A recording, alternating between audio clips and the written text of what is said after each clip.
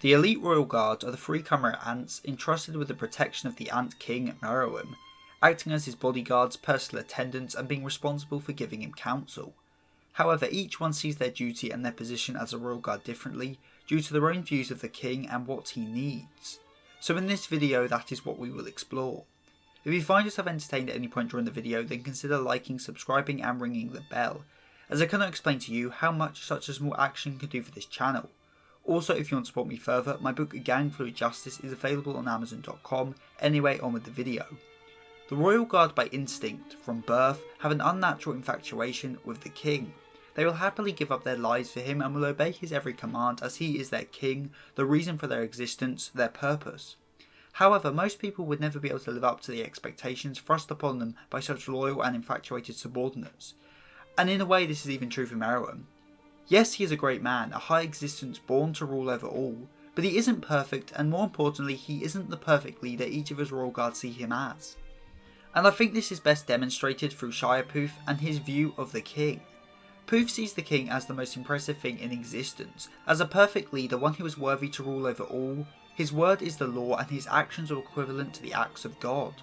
In Pouf's eyes, Mereum is everything he was meant to be, the king of the Chimera Ants, the ultimate life form, one free of emotions, one who was cruel, merciless and puts humans in their place.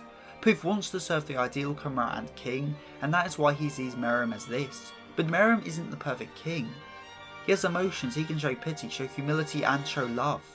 Pouf, blinded by his own image of the perfect king, was unable to understand Mereum, to understand the true nature of the one he serves, as he cannot even comprehend the idea that his king isn't the perfect cruel leader, the rightful ruler of the earth. When Mereum grows closer to Kumagi, Pouf is angered, not angry at the king or his actions so to say, more so his anger is directed at his own inability to understand the king. Despite being his royal guard, Pouf could not understand his king's actions, something that greatly hurt him. Something only worsened by the empathic link he gained with his king, being able to sense the king's true love for Kumagi, something he could just not understand nor accept, as it contradicted his own image of the king in his head. When Mereum asks what his name is, Pouf says that it is simply king, as that is what he is. At least that is what Pouf sees him as nothing more than a king. The one and only king, as Pouf cares not for Mereum, he only cares for their king. Not for the person but for the title. He is so unaware and so detached from Mereum as a person that he does things that actively hurt and sadden him. He is a failure of a royal guard in this way, as he is hurting the person he is meant to protect. But he doesn't understand this, as in his mind, all he is doing is protecting his perfect king. Not Mereum as a person, but the idealised image of a king he holds in his own mind. His flaw as a royal guard then is his ability to idolise the idea of a king and to form the image of a perfect king in his head.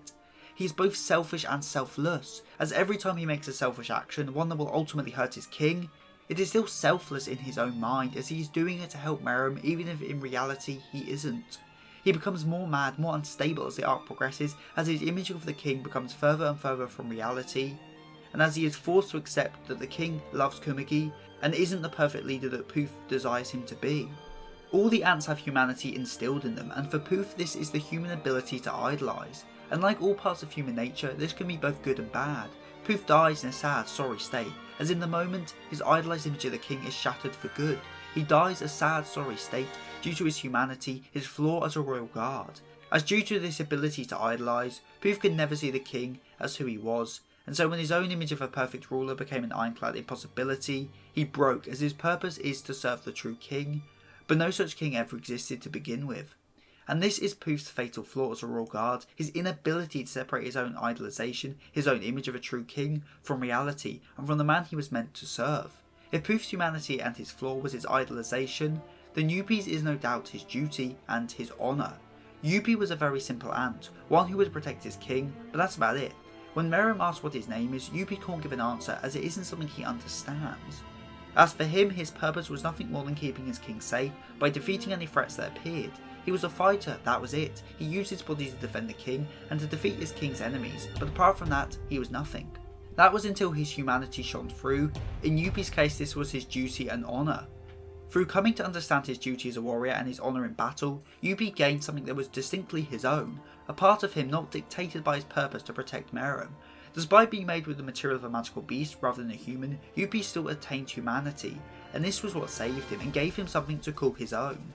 However, although this is a gift to Youpi, this is also the biggest flaw he has as a royal guard, as his duty wouldn't allow him to kill an honourable man after promising to spare them. He learns to respect others and to honour his ideals, even if those people he spares are enemies of his king.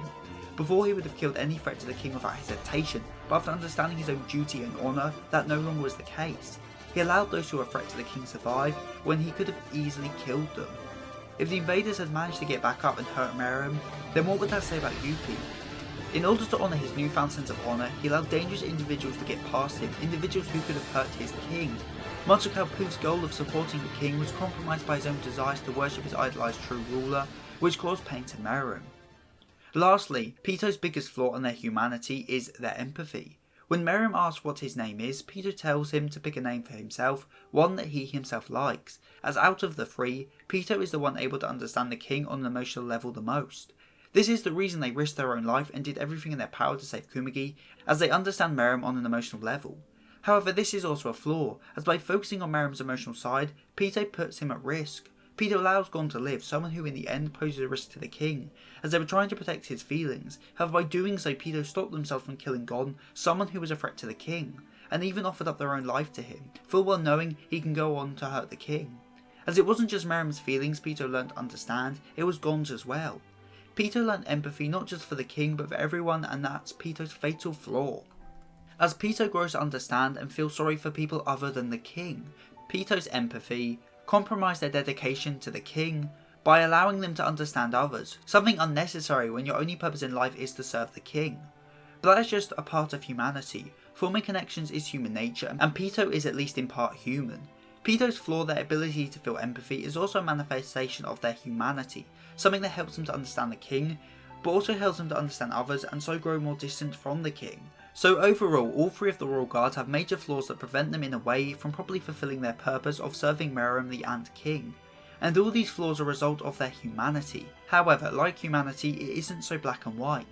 Just because something is a flaw doesn't mean it can't also be a merit. Youpi's honour may have put the king in harm's way, but it also allowed him to form a connection with others and to gain a part of himself he can truly call his own.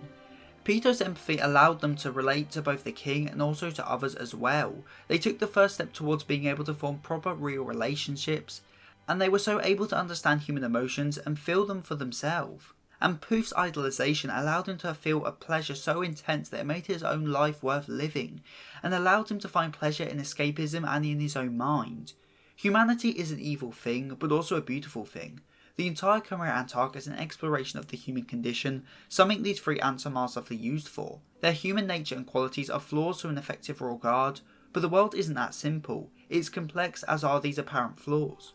The real tragedy of the Royal Guard then is the gap between their purpose as retainers and their own personal struggles and feelings, as when you try to separate work from emotion, then issues arise, and that's the crux of this issue. That all three of the Royal Guards failed as Royal Guards because they were forced to separate their own purpose from their own feelings, a lesson they could have all learned from their king, a person who abandoned their own purpose in order to embrace their own emotions and their own humanity. And that's why Mereum died peacefully with the person he loved, whereas the Royal Guard each died painfully and alone, as they could never allow themselves to be themselves and to forego their own purpose. They were chained down by their nature as Royal Guard and so could never truly be happy, as each of them had something other than their purpose as Royal Guards. For Pouf it was his image of a perfect king, for Youpi it was his honour and duty, and for Pitou it was their empathy and capacity to emote. If they abandoned their roles and expressed these three things to the fullest, maybe they each would have lived on or at least died happy, but due to the shackles of their purpose this wasn't the case, as the biggest flaw of the Royal Guard isn't their humanity, it's not that they are part human, it's because they are part ant, and that they are not able to abandon their purpose in pursuit of what will truly make them happy. Comment of the week comes from Rafi's Anime, and I'm glad you enjoyed the video. If you have any opinions on the Royal Guard or Hunter as a whole, then tell me in the comment section down below. And if you have a suggestion for a future video, then again the comment section is funny enough down below.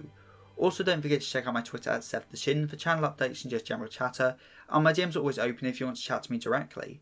And if you want to support me even further, then check out my book Gang Fluid Justice at Amazon.com. So with all that said and done, I've been Seth the Sin, the Deadly Sin of Geek, and I'm signing out. Stay safe, everyone.